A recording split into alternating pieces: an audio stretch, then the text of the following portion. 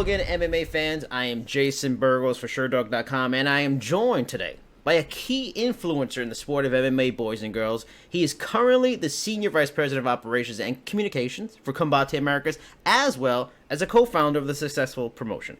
He is Mike Afromowitz. I said it right. Mike, thank you so much for giving me some time tonight, because I know you're a very busy man. You got a lot of things going on. You have a lot of hats. You wear a lot of hats for Combate, and I appreciate you giving me some time so we could talk today, so we could talk some Combate Americas.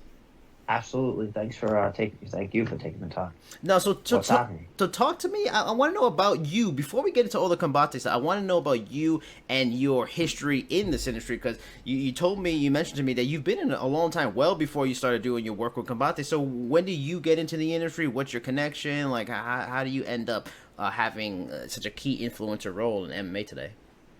Right. Well, no, glad you asked. I started my career out of school in the music business, and then I kind of stumbled on Muay Thai and K1 style fighting when it was, very new in the U.S.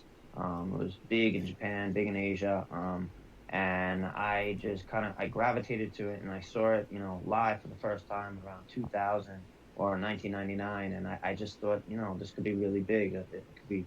It's a very, very, entertaining product. So, as, things went along, as time went along, and probably a year after or 2 years after, Zuffa bought and it created a lot of visibility behind it. They were investing a lot of money into it, into the product, and, they took a deep dive into it, and eventually, the history, it made its way onto cable television, and that that was all she wrote. Then that became it. And around at the end of 2005, I had been working with Scott Coker on K1 USA out of Las Vegas, and then we launched the first Strikeforce MMA fight, out of San Jose in front of we had a crowd of 18,265 people in March 2006 for Frank Shamrock versus Cesar Gracie. So that was the beginning of Strikeforce. So that was really my official entry into MMA. After Strikeforce was sold to the UFC, eventually we were all let go once the company was absorbed. After a little bit of time, and a mutual contact introduced me to Cameron McLaren, one of the co-founders of the UFC, from before, pre-Zuffa. And, he was from SEG, from Bertelsmann. And so he and I kind of hit it off, and I really, I thought, I understood his vision, and I thought it was something that was really, really missing from MMA, given that, it's the consumer that it was currently serving through the UFC and, smaller channels. So I just, I fell in love with it right away, and we launched the company together.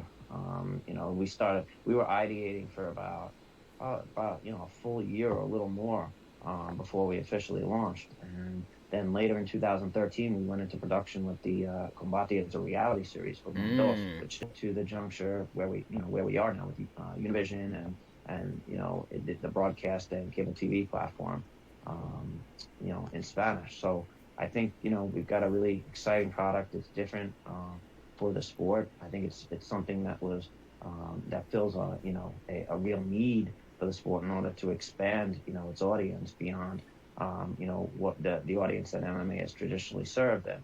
And so here we are. Now, and not to get too far off the point, but you brought up Strikeforce. I was a total Strikeforce head. Like, when I first got into the sport, Kimbo Slice in Elite XC was one of the things that really drew me in, and then the connection between Elite XC and Strikeforce. So I'm curious to talk to somebody from Strikeforce. And when they were purchased by the UFC, did you guys feel like, okay, they're saying they're going to keep this thing running, they're going to keep it going, Strikeforce is going to be like WEC, or did you kind of get the sense like the writings was on the wall soon after they took over that, okay, they're lying, they're just going to eat this up? Yeah, I probably didn't get the sense soon enough, and it was a real education to me. People were warning me. I was being warned by others in the business who saw it through a very clear lens, but being I was trying to say, positive, I guess you want to say, or hopeful. Hopeful is a better word, probably, because, in the long run, there was there wasn't going to be a home for me. And even, even if there was, I don't even know where I fit in. Well, so, at the time, if you had said, maybe it was for the best, I want to, I want to believe you. I wanted to believe you, but it was for the best in the long run because I So got to move on. So talk to me about like what's your day to day work with Combate, because you have multiple titles in your role. I'm sure you do a lot of things. It's still a growing company, so I'm sure everybody has to do a lot of various things. Or even better yet, not even what's your day to day. What's your fight week schedule like? Like what kind of things are you doing on a fight week to get a Combate Americas event going on that night? Yeah, well, fight week's different from every other week, and every day changes. It's it's a very fast paced environment during fight week and not during fight week. But during fight week, it's frivolous. It's typical fight weeks. PR that you're doing locally as well as nationally to drive tune in. I mean, really, you're doing your business is twofold when it comes to PR, and this is for on a, if you're looking at it from a very micro lens and just from an event perspective, your whole goal is to drive tune in and to drive ticket sales and excitement in the local market. So that from an event perspective, those are your goals, and you got to really hammer away during fight week as you do for through the rest of the campaign. But during fight week, you're dealing with fighters cutting weight, you're dealing with multiple fighters and multiple commitments in press. So it's constant running around. It's chaotic, but a fun chaos. If you have to enjoy it in order to do it. So from a PR perspective, that's what you're doing. You're going on press junkets with different fighters. You're seeing you're making sure they see through their commitments. You're taking them to maybe special events for the community. You're doing meet and greets, all leading up to weigh-ins, and then once weigh-ins happen, then really you've got your fight set, as they say, after the fighters get off the scale, and then it's event time. But from an operations perspective, it's really making sure logistics are in place for fighters, making sure the athletes have all their accommodations and they're in line to cut weight properly, so that they can make their contracted weight. Then it's getting them on the scale. So you really, when you're talking operations and communications, you got a lot of different you have a lot of different responsibilities. What is like, because I'm sure it's not a 9 to 5 job during at least fight week. During the regular week, I'm sure it's closer to something like that. What's it like? What's your hours on a fight week? Are you working like 12-hour days kind of thing? Yeah, more. Oof. More. But even when it's not fight week, you're working 12 more than Wow. 12 sometimes. So because you're constantly in event cycle at this stage, where you're doing 1 to 2 events per month.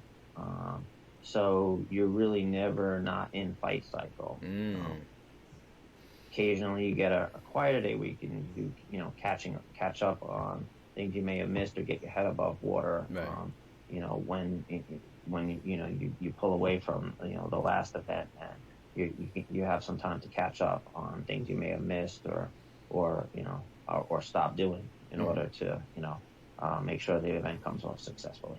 Now, you are a key player when it comes to bringing in new talent for the organization. Before I get into the Combate Americas scouting methods and stuff like that I actually talked a little bit about with Alberto, last year, I want to give you some names and tell me how the process of setting Sure. or signing or showing interest in them came about. Now, the first one, of course, is the biggest fish the Combate nets have ever caught in terms of Tito Ortiz. How did that come about? Because Bellator showed interest. There was rumors about maybe Golden Boy, him and Dan Henderson. Maybe there was Bellator, him in a rematch with Chael. How did Combate? How were they able to snag him? So what's funny is really it was all set in motion by Alberto, because he independently last year, I don't know if you remember, he said, I want to fight. Yep. And I could sense just being around him, he was getting the itch to come back Yeah. because you're around the fights, you're around the fighters, these Mm-hmm. young fighters that are coming up, and he started going in the gym regularly and training, and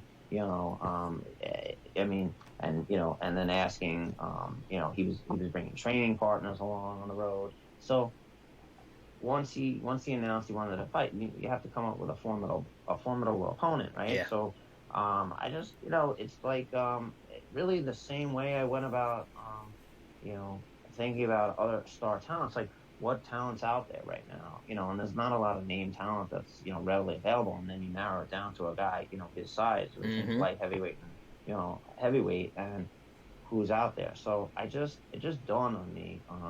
One day I was just thinking about Tito, and I forgot exactly. Maybe it was the win over Chuck, really, where his name was back in in the Mm-hmm. mix. And I said, Yeah. I brought it up to Campbell, and I said, let's go. Why don't we go after Tito and see if he's interested in this fight?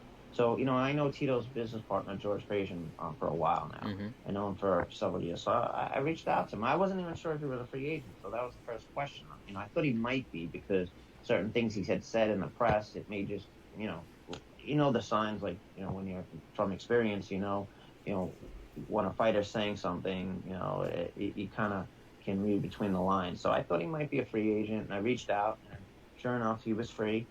So Campbell and I flew out there, and we met with him. We met with George and Tito, and it was really good conversation. We took the necessary steps, and we signed him. But I just thought about this idea of putting Alberto, who was Mexican born, just became a citizen, and he has certain beliefs that are very different from Tito. Obviously, they both have very high level pedigrees when it comes to fighting and sports entertainment, Right. and I just thought it could be a massive fight. Both are sort of like in the years where they're in the twilight of their career, and I thought it was a great matchup. And I think it's going to be a great fight. So that was really the process. Did you have any preconceived ideas of negotiating with Tito? Because he's got a weird reputation, and people you sometimes hear about he's difficult to deal with. And I actually asked Chael Sonnen when I was at the Bellator 222 media day, like, what is his thoughts on Tito going? And he was talking about he can be difficult to deal with. Did you have those kind of preconceived notions, and were they dispelled by him at all? Not so much, because I didn't have, not preconceived, because I know George, and I was going to do everything through George. Anyway, Okay. The meeting with Tito was just more like, having him at the meeting was, some FaceTime, and just, you wanted to get a sense of if he was actually interested, So the fact that he showed up and, sat down and we spent a while together, I mean, he seemed really interested and excited. So that's really important. To do it, if he wasn't really interested and was kind of just doing it for the payday, and I kind of would be, maybe not interested or lukewarm to the idea. So, the first step was reaching out to George, and that that just made the process, relatively smooth negotiation.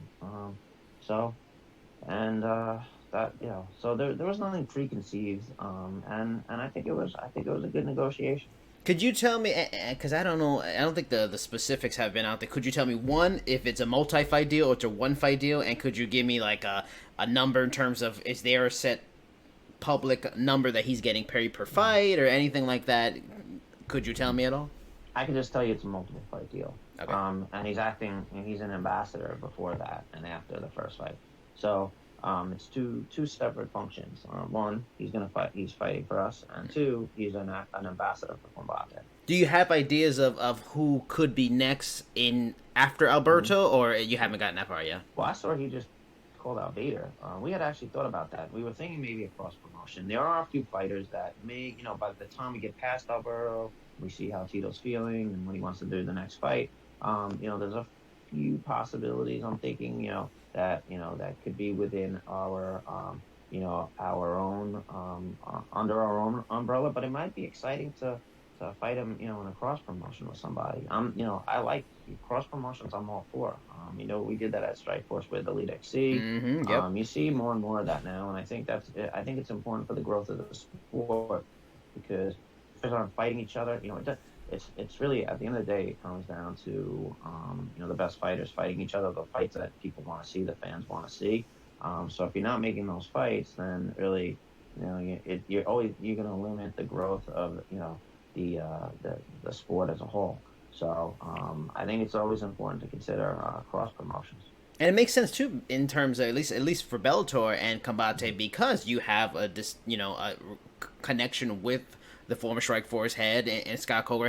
Have there ever been like maybe not serious but a good feeling out conversation about with Combate and Bellator? No, No, not yet. no, Is that something nothing. that's thought about? Like now that you Um, mentioned Bader, is that something you might do in this year, maybe 2020?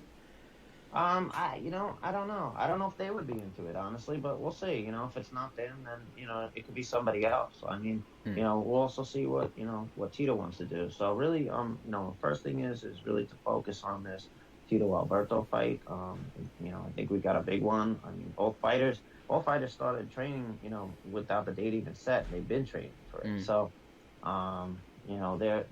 they're pumped up. And so, we've got a lot of work ahead of us for that fight. So I'm actually, not even thinking about fight number 2 yet okay, it crosses your mind, but I'm not thinking about it on an ongoing day-to-day basis. Now I want to go back to a name that a lot of people there was a lot of talk about Combate and him because it just seemed like a match made in heaven in Yair Rodriguez. That guy seemed like for a moment he was released by the UFC. He could have been like the George St. Pierre of Combate. When that whole thing happened, when he seemed to be in flux and maybe released from the UFC, did Combate reach out to him and was there serious interest from Combate to talk to Yair Rodriguez? Yeah, he attended a fight of ours. I think he was supporting one of the fighters there, but I think at the end of the day, maybe he was being, I don't know if he was being advised, I don't know if it was, wisely, unwisely, and it didn't really, it wasn't in his best interest in terms of like, I wouldn't have, advised a fighter to, I wouldn't have handled, the way he was being handled, negotiations or, it was a way of, really, I don't want to get too much into it, but it wasn't well done. On the front, and so I don't even know if he's still with the same manager or not.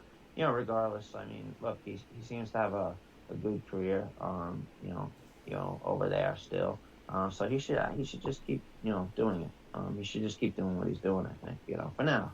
Now another. I mean, he's got a contract in place anyway. So Yeah. I think so. It's not even an option. Now, another big name that was a recent free agent was John Lineker. He got quickly scooped up by one championship. Did Combate put out feelers about speaking of John Lineker? Because he would have been a great fit, of course. No? Really? No. Yeah, I think, a lot of people jump to, conclusions, say, somebody from the UFC is released or fights out that contract and say, oh, this would be a good fit.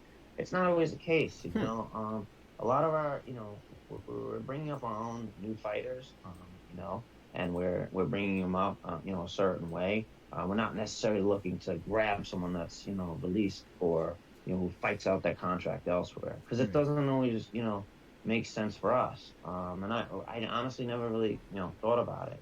So it's good he landed on his feet. So I wish him, the best of luck. Another name I want to bring up, just to get clarification, is Amanda Serrano, because I've seen things on social kind of referencing Bellator and stuff like that. Is she still currently signed with Combate? Yeah. Okay. Yeah. She just announced that she was gonna. We're planning to bring a show to Puerto Rico. So. Fantastic. She's gonna fight there. And when is there any possible dates for the show in Puerto Rico? Which I'm super pumped that you guys are doing. Yeah, it'll be it'll be at the end of the year or the very beginning next. There's some political stuff going on there right now. So we'll just wait and see how that plays out. But she's gonna fight there. Combate is a promotion that is doing big things quickly, but it isn't at the point where it can throw around the cash like the UFC or one seems to be doing this now, or even Bellator does on occasion. Does it make scouting for the promotion really important, and Combate has to be very selective when it seeks out, say, high-dollar free agents? Absolutely. Just going back to what we were talking about, I mean, really, it's got to, there has to be some ROIs. What can we do when we just are spending money on someone that is really not going to pay out in the long run? It's not really good for, either side. So, it's you have to evaluate it on a case by case basis. Is this person, is this athlete going to fit well on our platform? Is this somebody we can build? How important has the scouting trips and like the key contacts in various Latin nations? I talked about that with Alberto. He mentioned like a contact in Spain, stuff like that, and Campbell. I talked to him about it too. Yeah, I think it was Campbell that mentioned the contact in Spain. How important is the scouting trips, the key contacts in Latin nations, been for finding talent in places like Peru, which Campbell told me is a hotbed right now for MMA talent? How important has those kind of things been for the growth of Combate in the short term and the long term? That's a great question. I think very important, especially because a lot of these territories are uncharted.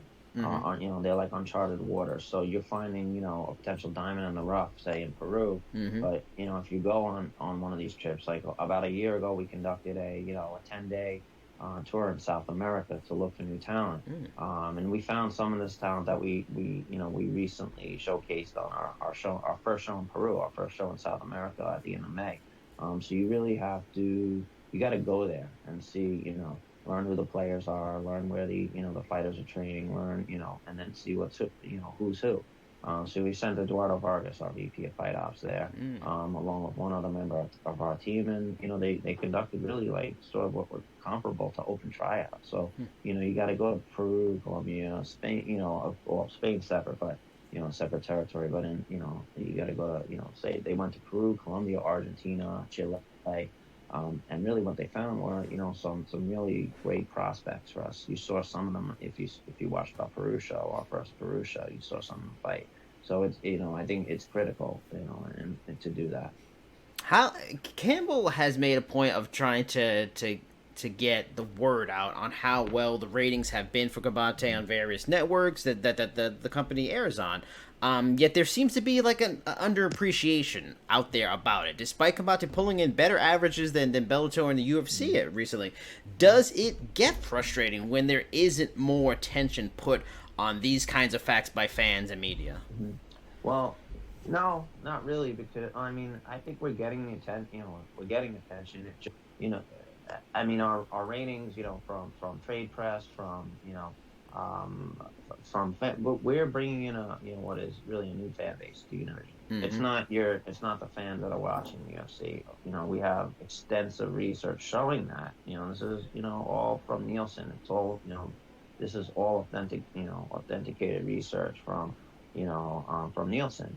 So the information we have at hand is saying that it's a new audience. So we're really serving a new audience with a different kind of MMA product. And so if an MMA website doesn't acknowledge the ratings win, then it is what it is. But the win is there, so they can't take that away. It's there. The numbers are out there. If you subscribe to Nielsen, you have access to this information. So our media partners know that, our advertising partners know that. It's helpful to attract new advertisers, and we're just going to keep doing what we're doing and keep building this this product. Talking about media partners, have you gotten a sense yet? Because I remember when I talked to Campbell about DAZN, he said that they really didn't give specific numbers, and he couldn't really he didn't really have measurables on how well the brand was doing. Has that anything like that changed? Are you guys getting a sense, at least if you're not getting statistics or numbers, that DAZN is very pleased with Combate and the relationship is getting stronger, and it's also been beneficial for the brand as well? Last I heard, it was growing. Again, it's hard. It's not OTT is different than linear television. You're not getting Nielsen reports, so the information is, it's not as regular. It's not as easier to peg, certain size audiences, a certain size, a particular size audience to one show or to the next show or to the next show. So, hard to say. Obviously it's not going to be the size of a Univision audience or a Univision Deportes audience, but right. I think the numbers are growing from what I've heard, as is the platform, so all good. But other than that, it's, I can't throw out a specific audience size. I can give you the numbers from Univision or Univision Deportes. Of course, yeah. But yeah, I don't have that information. Do you sense that those networks, Univision, Univision Deportes, you also on ESPN Deportes in certain countries as well, right? We're actually actively negotiating a new deal for South America as we speak.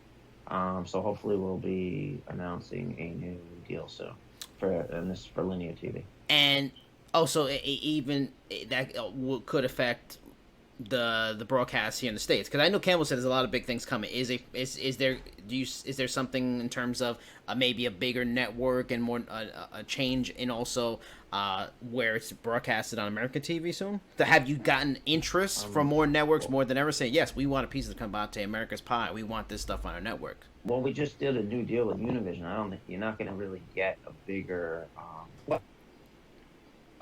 certain population. So from where things were when you started with the company to where they are now, talk to me about some of the notable changes that have occurred that you feel prove the steady and continued growth of the promotion. Like, what are some of those big differences from then to now for you? Oh well, I mean, it's like night and day. When we started, it was just Campbell, and it was like that for a while. We had Una Murray as a partner in the reality series production, but on a day-to-day basis, it was just Campbell and me. Now we have a staff. We're over 24, staff members. So we have, we're I think at the end of the year we'll have done 20 events. That's up from 10, last year. So just from year to year, you can see. I mean that's an increase, doubling the number of events. So I mean last year was our first year on Univision. Before that we were on cable television only. So that was 2017. So from 2017 to 2018, we jumped from cable television to broadcast. So and the year before that, we were on also it was also cable television. So our distribution has grown from cable only to broadcast and cable and OTT. So the number of events, the number of platforms, the audience reach, the number of advertisers we now have. So the number of cities we're hitting, with our live show between the U.S., Mexico, and now we did our first show in South America. So it's all grown to the point where we have a real business now. And I mean, it was always a real business, but like I said, when we started this, it was just Cameron and me. And until about the end of 2015. When we took on a few more people, that's all it was.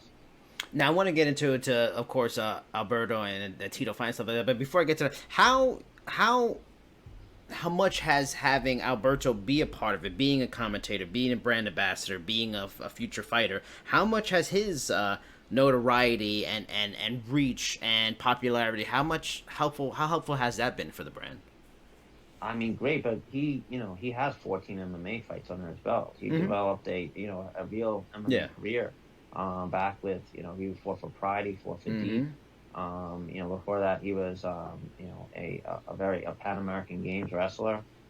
So his pedigree. I mean, he rose to become, a WWE superstar. After that, but he's done the things he's done in his athletic career are just, incredible. I mean, he's such an incredible athlete. If you watch them, I mean, very agile, especially for such a big guy. And he hits like a truck. So he's having him has been incredible. So I thought originally when we were looking for somebody a name to ask the spoken, I thought it would be I thought he would be a great asset just because of his background of what he's, where he came from and what he is today. I mean, he's a real inspiration. He's an icon. And you go to Mexico, and I mean, he's larger than life. And here he built his name in the WWE. But what he did representing his country in Japan. I mean, those things are he's one of a kind. I'm glad you brought up the he hits like a Mack truck. He's agile, because I want to talk about his chances in this fight, because yeah, you mentioned he fought for deep, he fought for pride, often under a mask. I mean, he even fought Crow Cop at one point, which is pretty crazy to even know. Why should fans feel like this guy's legit? Because Tito Ortiz, yes, Tito Ortiz is long in the tooth, so to speak, in terms of his career, but he's still a legend. He still just destroyed Chuck Liddell very quickly. He's still a very talented fighter. Why should people who maybe are unfamiliar with Alberto in terms of being an actual fighter in all those fights years ago, should they feel this is this will be a competitive fight? Right. No, it's good questions because he's a real athlete. You know, a lot of people say, "Oh, WWE, it's not real." Well, it is real. It's just scripted. But the fact that he's been doing what he's doing so long, and he has a pedigree in wrestling, Greco-Roman wrestling. He has a pedigree. You know, and at WWE was just another opportunity that he seized, and he capitalized on. You know, over and above everything he's done in combat sports. So he's a fighter at heart. I mean, he always has been. And so, sometimes I think when people throw that name around WWE, they think, it's just, he's not a real fighter. He's not, well, if you were him and you got the opportunity to go to I mean, look, fighters like Amanda Serrano, you can say she's not a real fighter. She's a 7-time world. She's looking to do WWE. Ronda Rousey went to WWE. I mean, it's a great platform. I mean, so why wouldn't you do that? But he's always been a fighter. Why is he is right now in Mexico City training in the altitude. Oh wow, okay. So he's training in the altitude now with the national the national boxing and national wrestling team at the Olympic Training Center. It's a beautiful state of the art facility in Mexico City. Interesting. Why? So he's taking this seriously, and he's a. Is this fight of what you mentioned? You felt right in when you first thought about it, that this was going to be a big fight for Combate. How pivotal do you feel this fight will be for the brand? Like, is to give the most closest example is one championship did their new era event where they put Eddie Alvarez, they put Demetrius Johnson, they put Angela, they put everybody on it. Should we expect Combate to this is going to be a huge event? This is going to be their new era. This is going to be the UFC 100, 200, like along with this big event fight that's going to draw a lot of eyeballs. Are we going to see the best of the best, and this is going to be put and turned into a can't miss event in Combate's history and in just MMA in 2019 and just MMA history? Oh yeah, it's going to be a big event. You're going to see it's not going to stop with that great fight. It's going to be it's going to be a stacked card, as they say. But it doesn't stop there either. From here, we've got a lot of young up and coming talent out there that we're heavily focused on. But this card it's going to be great. I mean, it's going to be stacked with some real talent. Is there a set date and venue for that event yet? Not yet. Okay. So working on it. We have a few different opportunities, in terms of date and location, and so narrowing it down. Do you think it'll be in the U.S.? I think it will be, yes. Okay.